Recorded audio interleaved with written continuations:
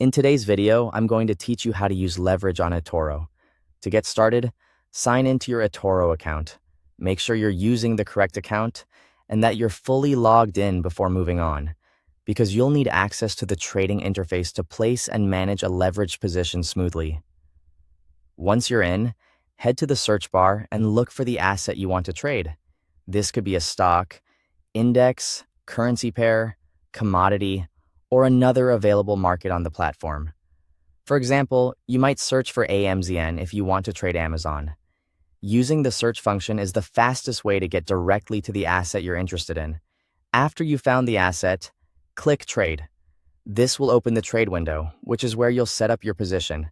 This area is important because it contains the main settings for your order, including the amount you want to invest and your leverage choices. Next, enter the trade amount. This is the amount of money you want to commit to the position.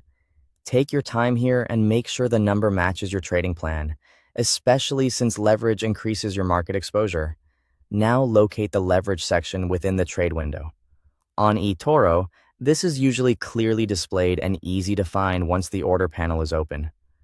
Leverage allows you to control a larger position than your initial investment, which can increase both potential gains and potential losses, so it's important to choose carefully.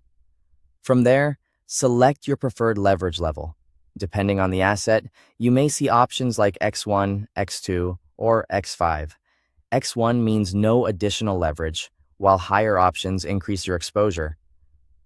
Keep in mind that available leverage levels can vary depending on the asset type and your region. Before placing the trade, review all the details carefully. Check your total exposure and look over the stop loss and take profit settings. These tools are useful for managing risk and planning your exit in advance, which is especially important when trading with leverage.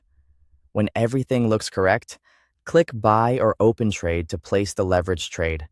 At this point, your position will become active and you'll be exposed to market movements based on the leverage level you selected. Finally, monitor the position from your portfolio.